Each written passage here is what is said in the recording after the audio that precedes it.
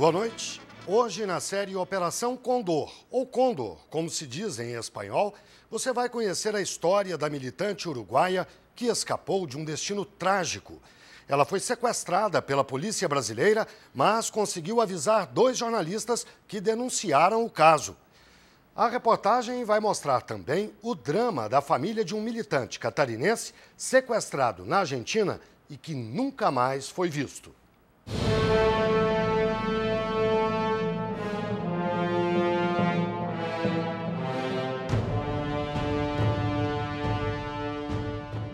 Tenho 10 dias para ficar aqui na Argentina, pois pedimos asilo político, mas não vão dar a ninguém. Somos mais de 300 pessoas de várias nacionalidades, que estamos aqui espalhados em várias cidades do norte argentino. Acho que dentro de 10 dias não estarei mais aqui.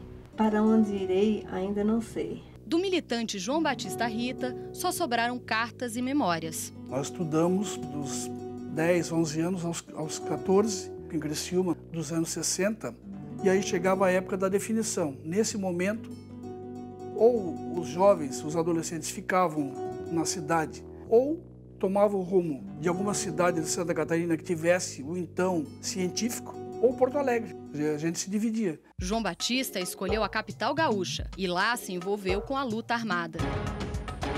João Batista Rita, que era codinome Catarina, ele era membro de uma organização de esquerda do Rio Grande do Sul, chefiada por Edmur Péricles, o gauchão, que tentou, nos anos 70, sequestrar o cônsul americano em Porto Alegre, uma tentativa frustrada. Quando ele vinha visitar a família aqui, vinha no fim de semana, ele sempre chegava no meio da madrugada e nunca dizia o nome quando batia na porta.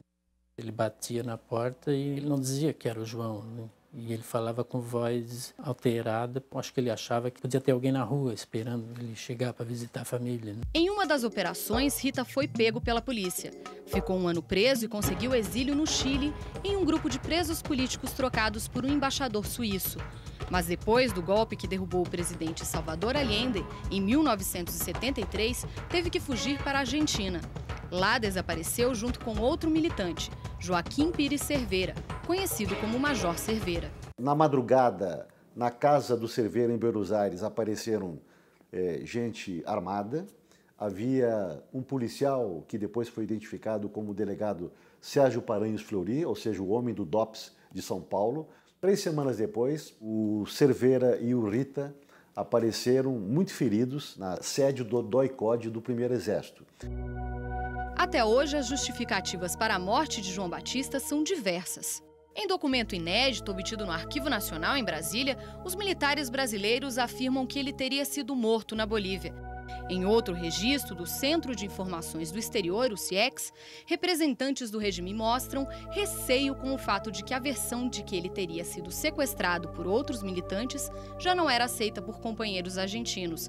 E afirma: os militantes acreditavam que teria sido uma ação conjunta entre as polícias brasileira e argentina. Apesar de tudo, o que dói mais ainda é a gente não ter esse corpo, não tem?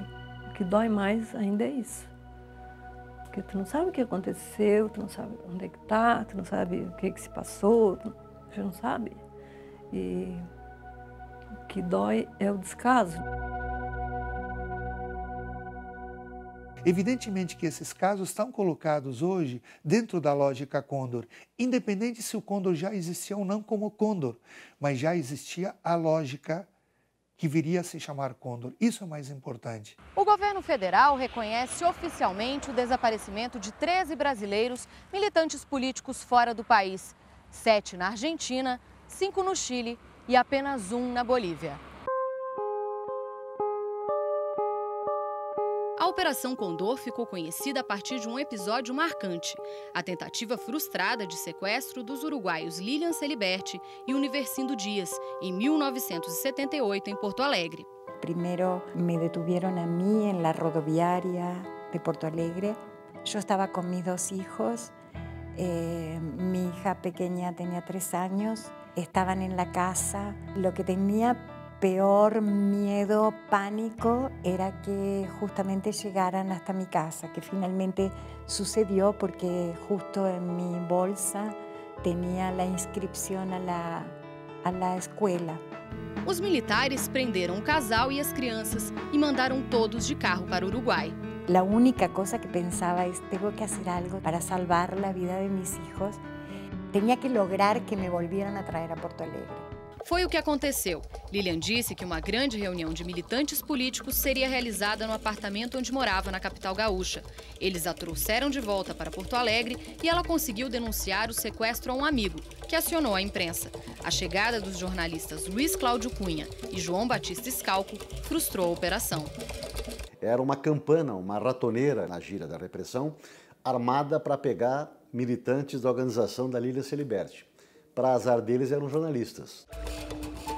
Os dois jornalistas e o advogado dos militantes levaram o caso a público. O fato de que havia um testemunho de brasileiros, e pior que isso, jornalistas, no meio da operação, obrigou a ditadura a não seguir a sua praxe de sangue, ou seja, desaparecer com as vítimas do sequestro.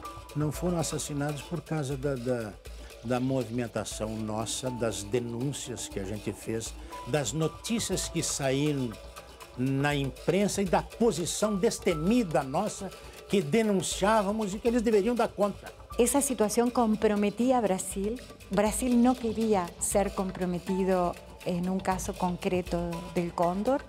Para Brasil significaba una cosa nueva, porque nunca les habían probado uma participação ativa no Cóndor. Então o Brasil não pode posar de santinho, ele tem as suas digitais marcadas na fundação e na operação da Condor. E o Brasil tem que se envergonhar muito disso.